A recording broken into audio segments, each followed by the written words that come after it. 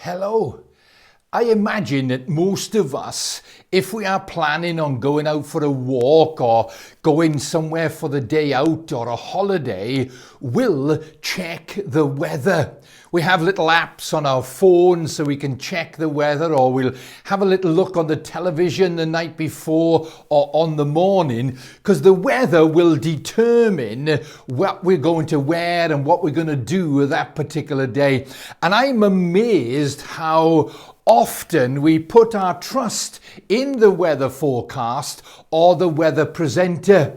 I watch BBC Breakfast, and one of the weather presenters on breakfast television is Carol. And they go to Carol and say, "Tell us what it's going to do today, Carol." And she tells you what the weather is. Regionally, because we live in the north of England, you'll either have Look North and Paul Hudson, or if you're on northwest, you'll have Owain Wyn-Jones, and they tell you the forecast, and everybody puts their trust. And it's astonishing to me how much they actually believe in what they say. But even with that knowledge, you will hear a little phrase in the back of your head, one that you've heard of before, when you look at what's the weather going to do today, and a little voice will say to you, well, you must take a Mac or take an umbrella just in case. So we find ourselves going out and we take with us the umbrella. And so we've got the umbrella and we think into ourselves, whenever we go out, we've got the trusty umbrella. So if it rains, we've got a shield from that rain. I want us to have a think for a moment of the number of things that bring us security in our lives. Like the security of the umbrella in case it rains, what sort of things in your life make you feel secure? Is it your home? Is it your car? Is it your family? Is it your friends? Whatever it is, we place our trust in the things that are around us, so that in the event of the rain, the shield above us and the security of that umbrella over and above us will somehow protect us, not only from the weather, but from the things that life throws at us. So we place our trust and our security in those things. There's an Old Testament book called the Book of Job.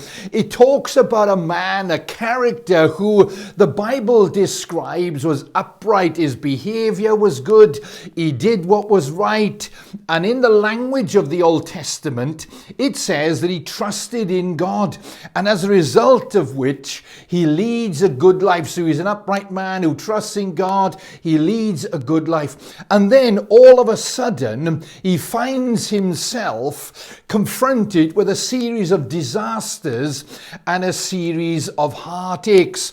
Overnight, he loses his health, he loses his wealth, he loses his family, his status, and in a series of crushing tragedies, all the things that would have been his security are gone. It's almost as if overnight, the security of the large umbrella, everything he trusted in, has been replaced by something a little smaller.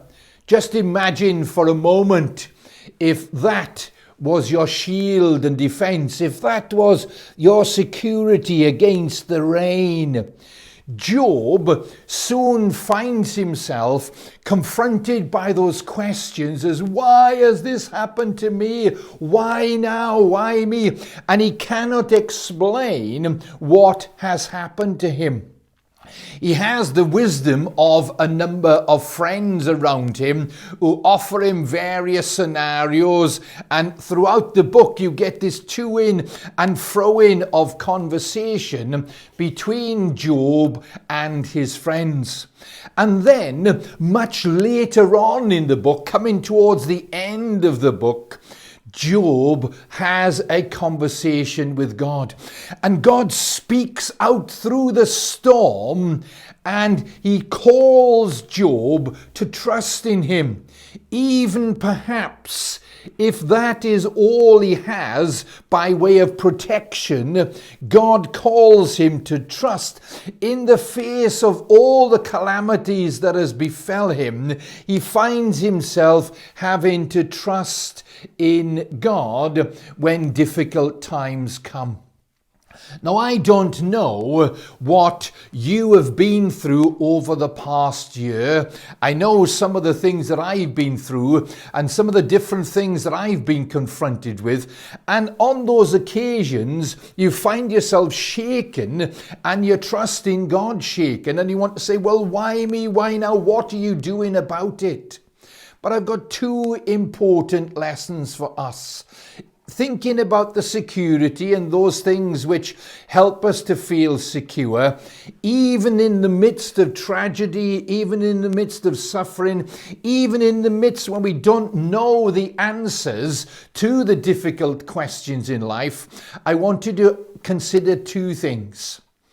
Firstly, to be quick to bear one another's burdens, to help one another, to listen to one another, to support one another. So be quick to bear one another burdens and be slow to judge other people. So quick to share, but be slow to judge. And you never know the security which we felt as a direct result of going out in the morning. Somebody told us, yeah, it's going to be a nice day, yeah, but it might rain. If that was our only security, we may need to trust. God calls us to trust him, even though we do not know the answers to many perplexing questions. We do not know, but we have to try and trust. Thank you.